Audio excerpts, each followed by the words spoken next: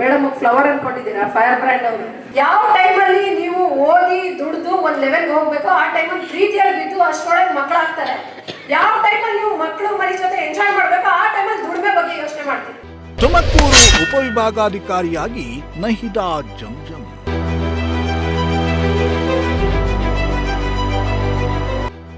ಜನಸ್ನೇಹಿ ಅಧಿಕಾರಿಗೆ ಮತ್ತೆ ಜನಸೇವೆ ಮಾಡೋ ಅವಕಾಶ.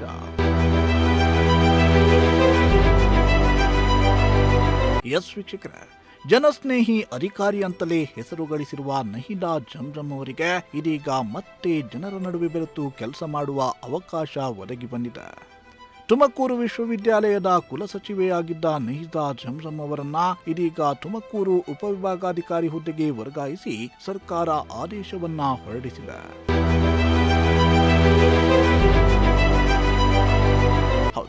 ತುಮಕೂರು ಉಪವಿಭಾಗಾಧಿಕಾರಿ ಹುದ್ದೆಯಲ್ಲಿದ್ದ ಗೌರವ್ ಕುಮಾರ್ ಶೆಟ್ಟಿ ಅವರನ್ನ ಚಿಕ್ಕಮಗಳೂರು ಜಿಲ್ಲಾ ಪಂಚಾಯಿತಿಯ ಉಪಕಾರ್ಯದರ್ಶಿ ಹುದ್ದೆಗೆ ವರ್ಗಾಯಿಸಲಾಗಿದೆ. ಹೀಗಾಗಿ ಅವರಿಂದ ತೆರವಾಗಿರುವ ಹುದ್ದೆಗೆ ಇದೀಗ ನಹಿದಾ ಜಂಜಂ ಅವರನ್ನ ನಿಯುಕ್ತಿಗೊಳಿಸಲಾಗಿದೆ. 2016ನೇ ಬ್ಯಾಚಿನ ಕೆಎಎಸ್ ಅಧಿಕಾರಿಯಾಗಿರೋ ನಹಿದಾ ಜಂಜಂ ಶಿರಾ ಮತ್ತು ಕೊರಟಗೆರೆಯಲ್ಲಿ ತಹಶೀಲ್ದಾರ್ ಆಗಿ ಕೆಲಸವನ್ನ ಮಾಡಿದ್ದಾರೆ.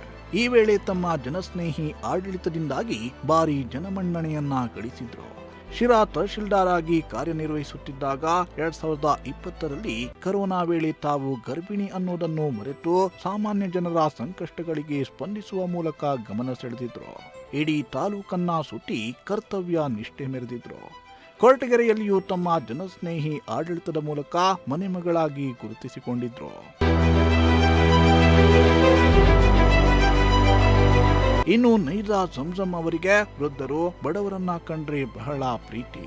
ಕಚೇರಿ ಒಳಗೆ ಕಾಲಿಡುವ ಮುನ್ನ ಆವರಣದ ಕಡೆಗೆ ಒಮ್ಮೆ ಕಣ್ಣಾಡಿಸುತ್ತಿದ್ದ ನಹಿದಾ ಜಂಜಂ ಕಚೇರಿ ಆವರಣದಲ್ಲಿ ಯಾರಾದ್ರೂ ವಯಸ್ಸಾದವರು ಕುಳಿತಿರುವುದು ಕಣ್ಣಿಗೆ ಬಿದ್ರೆ ತಕ್ಷಣ ಅವರಿದ್ದಲ್ಲಿಗೆ ಹೋಗಿ ಅಕ್ಕರೆಯಿಂದ ಮಾತನಾಡಿಸ್ತಿದ್ರು. ಏನು ಕೆಲಸವಾಗಬೇಕಿತ್ತು, ಬನ್ನಿ ನಾನು ಮಾಡಿಸಿಕೊಡ್ತೀನಿ ಅಂತ ಅವರ ಮನವಿಯನ್ನ ಹಿಡಿದು ತಾವೇ ಸಂಬಂಧಪಟ್ಟ ವಿಭಾಗಕ್ಕೆ ಹೋಗಿ ವಿಚಾರಣೆಯನ್ನ ಮಾಡಿ ಕೆಲಸವನ್ನ ಮಾಡಿಸಿಕೊಡ್ತಿದ್ರು.